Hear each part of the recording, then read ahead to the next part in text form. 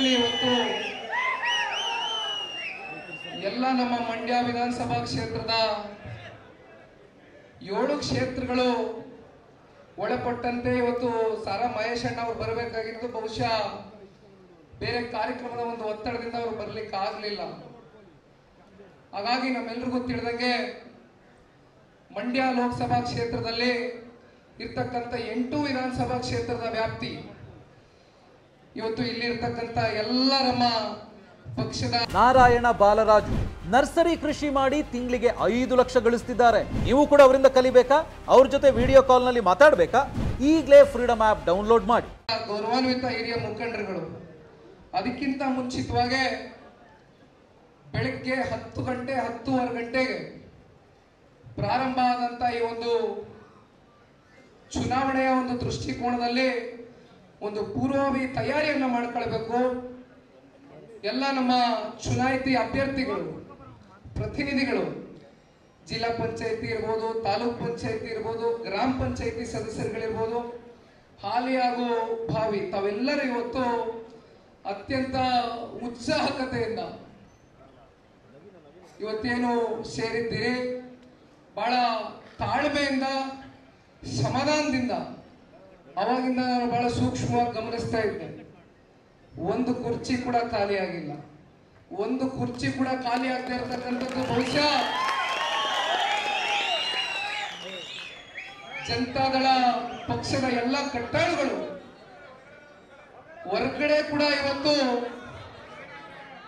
ಏನು ನಮ್ಮ ಪ್ರಮುಖ ಮುಖಂಡರುಗಳು, ಕಾರ್ಯಕರ್ತರುಗಳು ಇವತ್ತು ವೇದಿಕೆ ಮೇಲೆ ಕುಳಿತಿರ್ತಕ್ಕಂಥ 2 ಬಾರಿ ರಾಜ್ಯದ ಮುಖ್ಯಮಂತ್ರಿಗಳು, ರೈತರ ಹೆಮ್ಮೆಯ ಮಗ,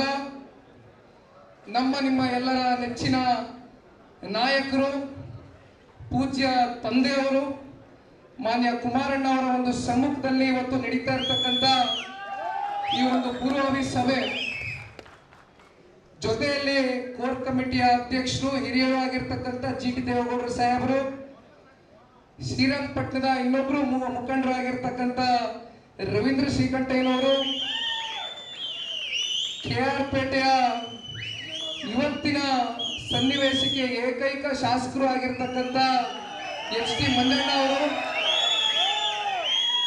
ಪಾಂಡುಪುರ ವಿಧಾನಸಭಾ ಕ್ಷೇತ್ರದ ಮಾಜಿ ಶಾಸಕರು, ಮಾಜಿ ಮಂತ್ರಿಗಳು ಆಗಿರ್ತಕ್ಕಂಥ ಪುಟ್ಟರಾಜಣ್ಣ ಅವರು, ಹಾಗೂ ನಮ್ಮ ಅಂದಾನಿ ಸಾಹೇಬರು, ಹಿಂದುಳಿದ ಜನಾಂಗಕ್ಕೆ ಇವತ್ತು ಒಂದು ಧ್ವನಿಯಾಗಿ ಪಕ್ಷದ ಪರವಾಗಿ ಅವರು ಮಾತನಾಡಬೇಕಾದ್ರೆ ಇವತ್ತು ಹಲವಾರು ವಿಚಾರಗಳ ಬಗ್ಗೆ ಪ್ರಸ್ತಾವನೆ ಮಾಡಿದ್ದಾರೆ.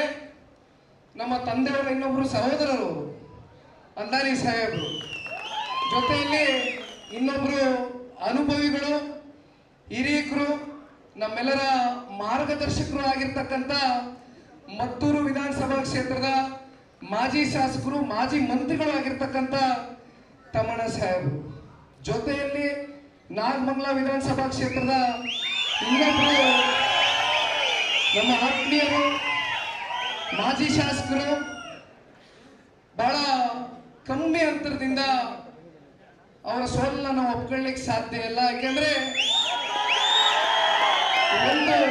ಒಂದು ಮಾತನ್ನ ಇವತ್ತು ತಮ್ಮಣ್ಣ ಸಾಹೇಬ್ರು ಇರ್ಬೋದು, ಸುರೇಶ್ ಗೌಡ್ರು ಇರ್ಬೋದು, ಇವತ್ತು ಇಲ್ಲಿರ್ತಕ್ಕಂಥ ಎಲ್ಲ ನಮ್ಮ ಮುಖಂಡರುಗಳು